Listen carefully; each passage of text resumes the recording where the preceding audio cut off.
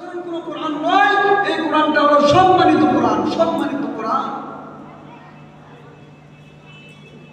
এই কোরআনটা কেমন সম্মানী, কেমন সম্মানী! এই কোরআনটা কেমন সম্মানী! রমজান মাসটাও অন্যান্য মাসের মতোই মাস, কিন্তু এই রমজানের ফজিলত কোরআনের কারণে আল্লাহ তাআলা বাড়ায় দিয়েছেন, আল্লাহ তাআলা বৃদ্ধি করেছেন। আল্লাহ তাআলা বলেছেন, শাহরু রমাদানাল্লাযী উনজিলা ফীহিল কুরআন হুদাল লিন-নাস। আল্লাহু আকবার বলেন। রমজান মাসে কোরআনটা নাযিল হওয়ার কারণে রমজানের দাম যেমন অন্যান্য মাসের চাইতে বেশি হয়েছে, এই কোরআন নাযিল হওয়ার কারণে এই রমজান মাসের দামটা যেমন বেশি হয়েছে। বন্ধু, বুঝে থাকতে বলেন তো, যিনি যার উপরে আল্লাহ তাআলা কোরআন নাযিল করেছে, ওই নবীর দাম আল্লাহ তাআলার দরবারে কত বেশি হইতে পারে? ওই নবীর দামটা কত বেশি হইতে পারে? এই জন্য কবি বলেছেন, আরবের ফুল বাগানে ফুল ফুটেছে, নবী এসেছে, আল্লাহর হাবিব এসেছে, নবী এসেছে, আল্লাহর হাবিব এসেছে। আরবের ফুল বাগানে ফুল ফুটেছে, নবী এসেছে, আল্লাহর হাবিব এসেছে, ইয়া রাসূল এসেছে, আল্লাহর হাবিব এসেছে। নবীজির আগমনে, নবীজির আগমনে কাফেরের হৃদয়ে ভয় ঢুকেছে, নবী এসেছে, আল্লাহর হাবিব এসেছে। মারহাবা বলেন। এই কোরআনের পথটা হলো সঠিক পথ। এই কোরআনের পথে যারা আসবে, কোরআন তাদেরকে টেনে টেনে জাহান্নাম থেকে মুক্ত করে জান্নাতের দিকে নিয়ে আসবে, অন্ধকারের পথ থেকে টেনে এনে জান্নাতের পথের দিকে নিয়ে যাবে, পাকা পথ থেকে সঠিক পথ দেখাবে। কোরআন, কোরআন বলে কিতাব আনজালনাহু ইলাইকা লিতুখরিজান নাসা মিনাজ যুলুমাতি ইলান নূর। এই কোরআনের মধ্যে যারা আসবে, চুম্বক যেমন লোহাকে আকর্ষণ করে, কোরআনের পথে যারা আসবে, এই কোরআন তাদেরকে আকর্ষণ করে করে জাহান্নামের পথ থেকে টেনে এনে, পাকা পথ থেকে টেনে এনে, অন্ধকারের পথ থেকে টেনে এনে আলোর পথ, জান্নাতের পথ দেখাবে এই কোরআন।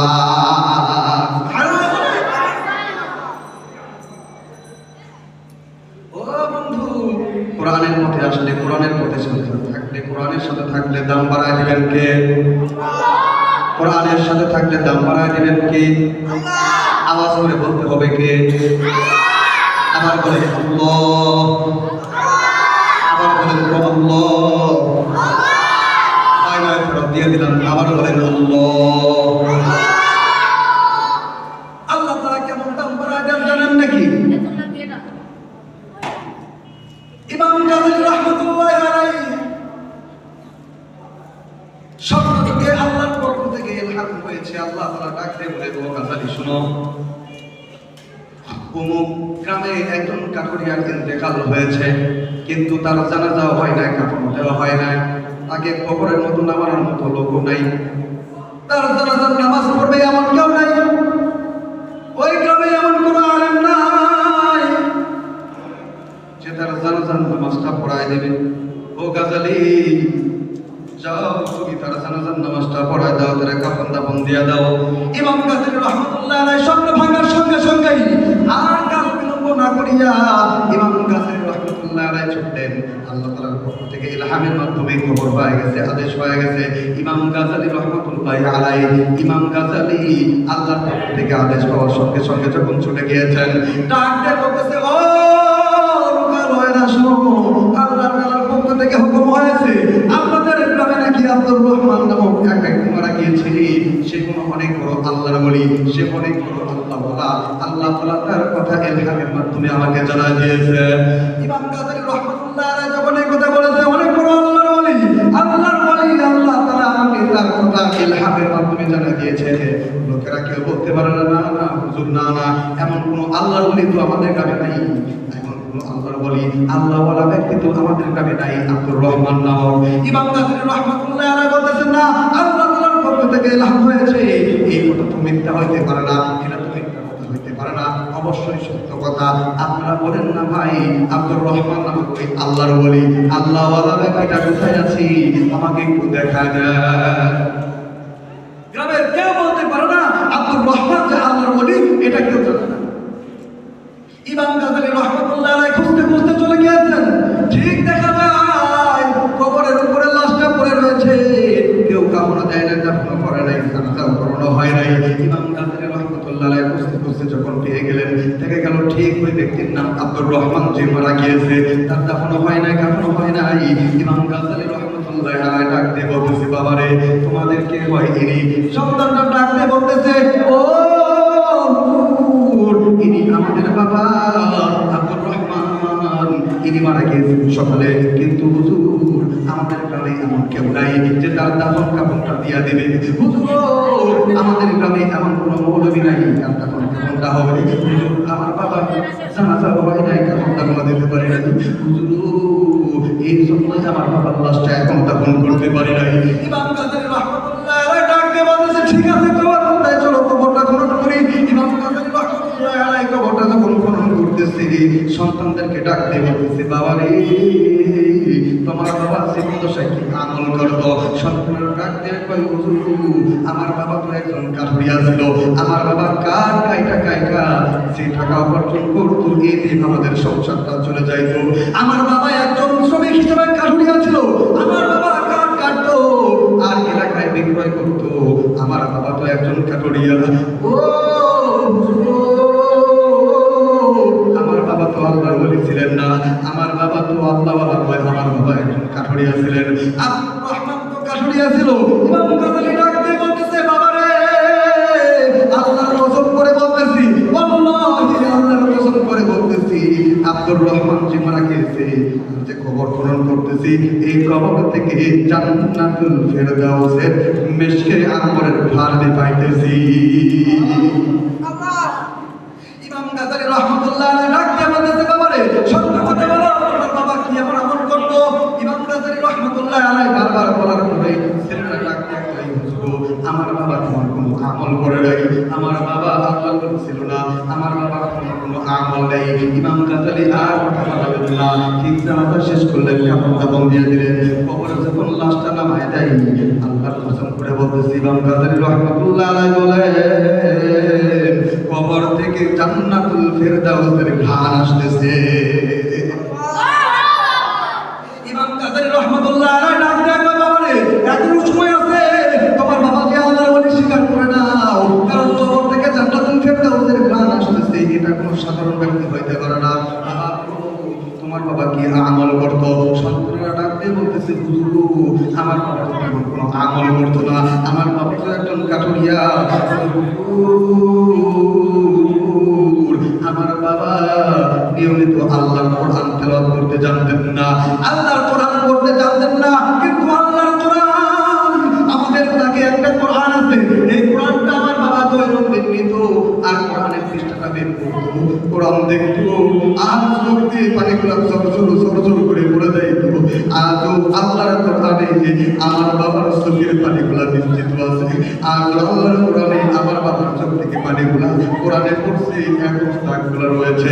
আমার বাবা কোরআন পড়তে জানতো না, কিন্তু কোরআনকে এত মহব্বত করতো, কোরআনকে এত সম্মান করতো, কোরআনটা বের করতো আর চোখের পানি ফেলায় ফেলায় আল্লাহকে বলতো, আল্লাহ আমি তো কোরআন পড়তে পারি না, কিন্তু আল্লাহ আমি নিঃসন্দেহে বলতেছি, হাদা কালামুল্লাহ, হাদা কালামুল্লাহ, হাদা কালামুল্লাহ। ও আল্লাহ আমি স্বীকার করতেছি নিঃসন্দেহে নির্দ্বিধায়, ও আল্লাহ এই কোরআনটা আপনার কিতাব, এই কোরআনটা আপনার কালামুল্লাহটা আপনার কিতাব, আপনি নাযিল করেছেন, এই কোরআনটা অক্ষরে অক্ষরে সত্য, প্রত্যেকটা অক্ষর সত্য, প্রত্যেকটা হরফ সত্য, প্রত্যেকটা লফজ সত্য, প্রত্যেকটা আয়াত সত্য। আল্লাহ আপনি যেগুলো ওয়াদা করেছেন সবকিছুই সত্য, আপনি যা হুকুম করেছেন সবকিছু সত্য। হুজুর ইমাম গাজ্জালী ডাক দিয়ে বলতেছে, ঠিক আছে তোমার কোরআন, তোমার আব্বা যে কোরআনটা তেলাওয়াত করতো এই কোরআনটা একটু দেখাও। ইমাম গাজালি যখন কোরআনটা মিলেছে দেখা যায় সত্যই আব্দুর রহমান কোরআনকে যে তাজিল করেছে সুন্দর কাপড় দিয়ে মোড়ায় রাখছে, ও সুন্দর কাপড়টা যখন খুলেছে কোরআনের ভিতরে ইমাম গাজালি রহমতুল্লাহ আলাইহি আব্দুর রহমানের চোখের পানি পাতায় পাতায় দেখা যায়।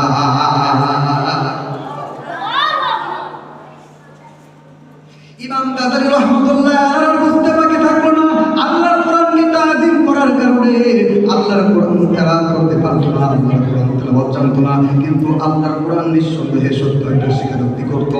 আল্লাহর কোরআন যে অক্ষরের অক্ষরে সত্য এটা আব্দুর রহমান স্বীকার করতো।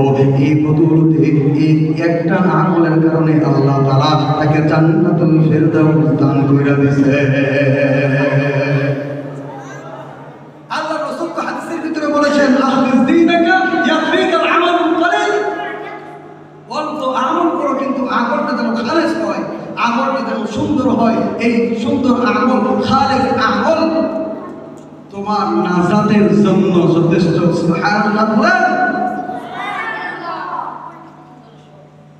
শুধু তাই না, যার ভিতরে আল্লাহর কোরআন ঢুকেছে সে কোনোদিন গুমরাহি করতে পারে না, কারণ কোরআনের ভাষায় কোরআনকে যদি বলা হয় কোরআন আল্লাহ তাআলার দরবারে সম্মানিত কে? আল্লাহর দরবারে সবচাইতে মুত্তাকি কে? পরহেজগার কে? আল্লাহর দরবারে সবচাইতে সম্মানী ব্যক্তি কে? কোরআনকে ডাক দিয়ে বললে কোরআন সুন্দর করে ভাষায় জবাব দিয়ে দেয় কোরআনের ভাষায়। কোরআন বলি ওহে মানব শুনো, দুনিয়ার জমিনে সবচাইতে সম্মানী সেই, আল্লাহ তাআলার কাছে সবচাইতে সম্মানিত সেই। কে সম্মানী? কোনো মুফতি না, কোনো মুহাদ্দিস না। কে সম্মানিত করবে কেন? কে মাওলানা সম্মানী না, কে সম্মানী করবে না কেন? কারি সাহেব না। আল্লাহ তাআলার দরবারে সম্মানিত সেই। ইন্না আক্রামাকুম ইনদাল্লাহি আতকাকুম, আল্লাহ তাআলার দরবারে আল্লাহ তাআলার কাছে সম্মানিত সেই যার অন্তরে আল্লাহর ভয় আছে। তুমি মুফতি হইতে পারো, মুহাদ্দিস হইতে পারো, আল্লাহর ভয় কিন্তু আলাদা জিনিস। আল্লাহর ভয়টা আলাদা জিনিস। মুফতি হইলে মুহাদ্দিস হইলে আমার উপরে আল্লাহর ভয় আছে এমনটা নয়। একজন দিন মজুর হইতে পারে, তার ভিতরে আল্লাহর ভয়ও থাকতে, যেমন কাঠুরিয়া আব্দুর রহমান কাঠুরিয়া, তার ভিতরে কার ভয়? কার ভয়? একটু আসতে বলবেন, কার ভয়? আল্লাহকে ডাকতে কোনো সমস্যা আছে? বলেন তো দেখি, এই যে জবান দিয়ে আপনারা আমার প্রশ্নের জবাব দিচ্ছেন, এই দুই ঠোঁট কে দিয়েছেন? যে কান দিয়ে শুনে শুনে আপনারা আপনাদের জিনিসে ফিল করতেছেন, বলেন তো এই কান দুটা দান করেছেন কে? আবার বলেন তো কে? আল্লাহকে ডাকবেন তো আল্লাহ, আবার বলেন আল্লাহ, বলেন তো জবান খুলে সুবহানাল্লাহ, আলহামদুলিল্লাহ, আল্লাহু আকবার, আল্লাহু আকবার। কলিজাটাকে বড় করে উজাড় করে বলেন আল্লাহু আকবার।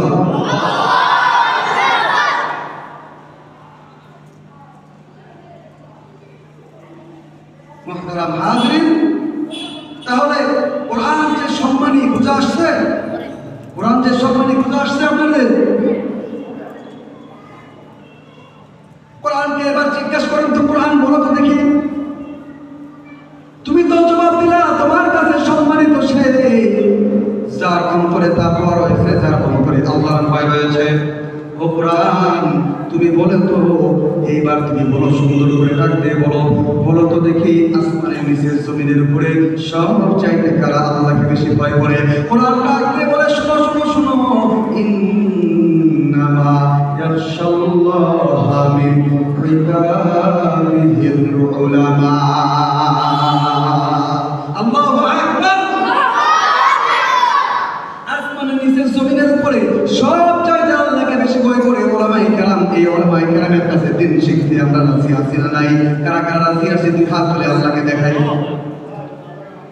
আল্লাহু আকবার। আমরা দিন শিখব, আমরা দিন শিখব, আমরা কোরআন শিখব, আমাদের ছেলে মেয়েকে আল্লাহর কোরআন শেখাবো ইনশাআল্লাহ। আল্লাহ সবাইকে কবুল করুক, আমিন। আমাদের সকলের জন্য আল্লাহ তাআলা হায়াতান জামিন, আরেকবার বলেন আমিন।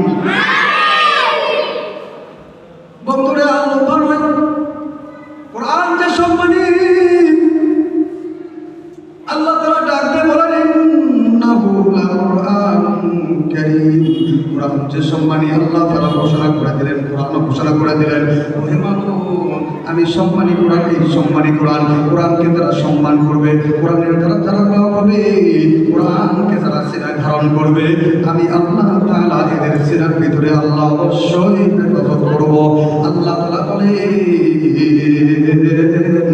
ফি লাউহিন মাহফুজ, লাউহে মাহফুজ থেকে আল্লাহ তাআলা অবতীর্ণ করেছেন এই কোরআনটা। এমন একটা কিতাব আল্লাহ তাআলা দুনিয়ার জমিনে কিয়ামত পর্যন্ত টিকায় রাখবেন।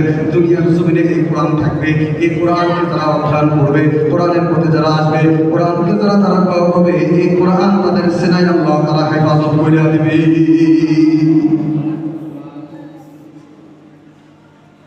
বাবাজি দেখুন তো, কোরআনের পথটাই হলো সঠিক পথ। কোরআনের পথে যারা আসছে তাদের কলিজার ভিতরে ঈমান আছে, তাদের কলিজার ভিতরে ঈমান আছে, তাদের কলিজার ভিতরে ঈমান আছে। আল্লাহ তাআলা বলেছে ও বান্দারা, যদি ঈমান আনতে হয় কেমন ঈমান আনবা? আল্লাহ তাআলা বলেন আমিনু কামা আমানান নাস। ঈমান আনো তো তেমন ঈমান, যেমন ঈমান সাহাবায়ে কেরাম এনেছে, যেমন ঈমান সাহাবায়ে কেরামের যুগে সাহাবায়ে কেরাম করে এনেছে, এমন ঈমান তোমরা নিয়ে আসো। ও বাবাজি কেমন ঈমান, কেমন ঈমান দেখেন তো। ফেরাউনের দরবারে রাজমন্ত্রী আমার একজন দাসী ছিলেন, দাসীর নাম হলো ফাতিমা মা সীতা। এর মা সীতা ফেরাউনের দাসী, ফেরাউনের দাসী, ফেরাউনের মেয়ের চুল আশ্রাইতেছিল এই মা সীতা। মা সেটা ফেরাউনের মেয়ের, পালক মেয়ের যখন চুলটা আশ্রাইতেছিল, শিরুনি দিয়ে চুল আশ্রাইতে আশ্রাইতে হঠাৎ করে শিরুনিটা জমিনের মধ্যে পড়ে গেছে। বাবাজি মুসলমানের অন্তরে, মুসলমান যখন কোনো কাজ শুরু করে, মুসলমান যখন কোনো কাজের ভিতরে হাত দেয়, সর্বপ্রথম একটা শব্দ উচ্চারণ করে বিসমিল্লাহির রহমানির রহিম। কথা বলতে হবে, ঠিক না বা ঠিক? যারা কথা বললেন না তারা তাকালেন কোন দিক? কথা বলেন, ঠিক না বা ঠিক? মা সীতার ভিতরে ঈমান আছে, মা সীতা ইমানদার, মা সীতা মুসলমান। মা সীতার কলিজায় আছে আল্লাহর ভয়, মা সীতার ভিতরে কলিজার ভিতরে আল্লাহ তাআলার ভয় রয়েছে। সে পড়েছে লা ইলাহা ইল্লাল্লাহ মুসা কালিমুল্লাহ। সে আল্লাহ তাআলার উপর ঈমান এনেছে, মুসা নবীর উপর ঈমান এনেছে। দেখেন তো ইমানদারের পরিচয় কেমন, ইমান কারে বলে, ইমান কার ভিতরে আছে, ইমান কার ভিতরে আছে, সে কোনোদিন গুমরাহির পথে যাইতে পারে না। যার ভিতরে ইমান থাকবে সে কোনোদিন গুনাহের কাছে যাইতে পারে না। আরে এবার মা সেটা যখন বিসমিল্লাহির রহমানির রহিম বলিয়া যখন শিরুনিটা জমিন থেকে তুলেছে, মা সেটা যখন শিরুনি তুলেছে, ফিরআউনের পালক নিয়ে ডাক দিয়ে কয়, হ্যাঁ মা সেটা তুই আমার কাজ আমরাই করস, আর তুই মুসার নামে কালেমা পড়তেছিস, আর মা সেটা তুই কি মুসলমান হয়েছিস? মা সেটা আর লুকায় লাভ নাই, আর লুকায় লাভ নাই। আমি সমস্ত কাফেরদের দিয়ে দিলাম পাল্লা, আমার জবান দিয়ে এখন আমি বলতেছি লা ইলাহা ইল্লাল্লাহ মুহাম্মাদুর রাসূলুল্লাহ। মুসা কালিমুল্লাহর জামানায় যখন মা সেটা বলতেছিল লা ইলাহা ইল্লাল্লাহ, মুসা কালিমুল্লাহর উপর ঈমান এনেছে, আল্লাহর উপর ঈমান এনেছে। একবার মা সেটা যখন ঈমান আনার কথা বলে দিল, ফাঁস করে দিল, মা সেটার জবান থেকে যখন এই কথা প্রকাশ হয়ে যায়, ফেরাউনের পালক দিয়ে ডাকে, ও মা সেটা তুই জানোস না আমার বাবা হলো, আমার বাবা ফেরাউন হলো, আমার বাবা বারবার বলে আ'লা আনা রাব্বুকুমুল আ'লা। ও মাসিতারে, তুই কি ঈমান আনবি না আমার আব্বার প্রতি, আমার বাবা ফেরাউনের প্রতি তুই কি ঈমান আনবি না? আমার বাবা ফেরাউন বারবার বলতেছিল আনা রাব্বুকুমুল আ'লা, তুমি কি এই স্লোগান ভুলে গিয়েছো? তুমি কি আনা রাব্বুকুমুল আ'লা পড়ো নাই? তুমি কি আনা রাব্বুকুমুল আ'লা আমার বাবাকে মানো না? তুমি কি আমার বাবাকে প্রভু হিসেবে মানো না? এবার মা সেটা ডাকতে কয় না না না, তোমার বাবাকে আমি প্রভু হিসেবে মানি না। আমার মালিক তো আল্লাহ, আমার মালিক তো আল্লাহ, আমার মালিক তো একমাত্র আল্লাহ। আমি সমস্ত কাফেরের বিরুদ্ধে দিয়ে দিলাম আল্লাহ, সবাব দিয়ে স্বীকার করলাম আমার মালিক একমাত্র আল্লাহ। এইবার মা সেটা যখন এই কথা বলেছে, বলতে তোমার কোন আল্লাহ? মা সেটা যখন এই কথা বলেছে, ফেরাউনের পালক মেয়ে ডাক দেয়, মা সেটারই তোমার কোন আল্লাহ তুমি ইবাদত করো, তোমার আল্লাহকে পরিচয় দাও। মা সেটা ডাক দিয়ে বলতেছে, শোনো শোনো শোনো, আমার আল্লাহ তো তেমনই আল্লাহ। আমার আল্লাহ হলেন সে আল্লাহ, আমার আল্লাহ হলেন কুল হুয়াল্লাহু আহাদ। বলেন কুল হুয়াল্লাহু আহাদ। আবার বলেন কুল হুয়াল্লাহু আহাদ। আমার আল্লাহ তাআলা হলেন ওই আল্লাহ, কুল হুয়াল্লাহু আহাদ। আমার আল্লাহ হলেন এক, আমার আল্লাহর কোনো শরীক নাই। আমার আল্লাহ হলেন সেই আল্লাহ, লা ইলাহা ইল্লা হুয়াল হাইয়ুল কাইয়্যুম। আমার আল্লাহ হলেন সেই আল্লাহ, যে আল্লাহর কোনো শরীক নাই। আমার আল্লাহ ঘুমান না, আমার আল্লাহ পান করেন না, আমার আল্লাহ একদম চিরঞ্জীব। আমার আল্লাহর কোনো টুকুনি ভাব নাই। আমার আল্লাহ পুরা কায়নাতকে কন্ট্রোল করেন। আমার আল্লাহ হলেন এক, ওই আল্লাহর প্রতি আমি ঈমান এনেছি।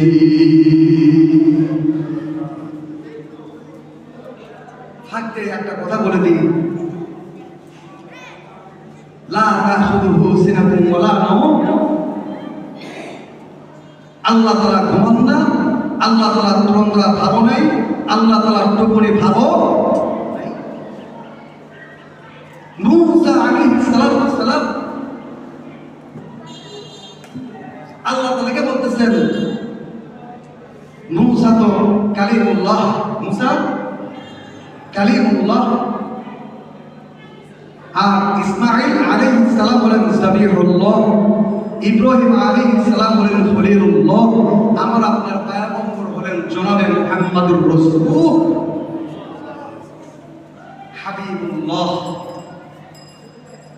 মূসা পয়গম্বর আলাইহিস সালাম তুর পাহাড়ে আল্লাহকে বলতেছেন, আল্লাহ সবচেয়ে চালাক এবং চতুর নবী হলেন মূসা আলাইহিস সালাম।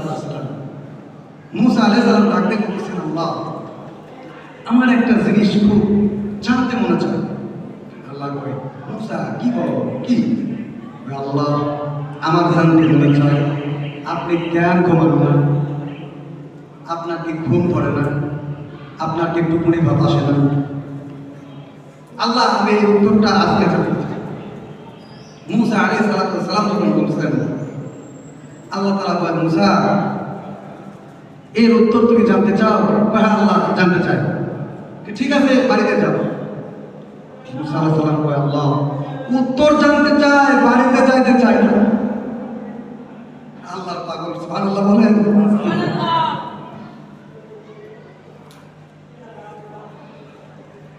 जो तू मेरा तो सब मेरा, जो तू मेरा तो सब मेरा, फलक मेरी ज़मीं मेरा, अगर तू एक नहीं मेरी तो कोई शय नहीं मेरी।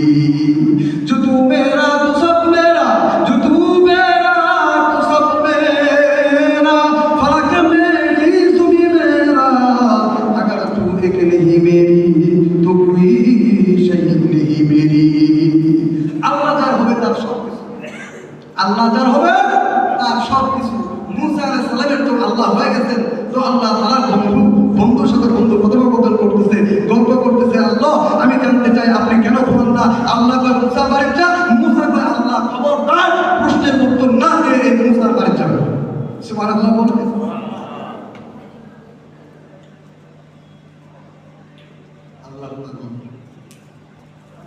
আল্লাহর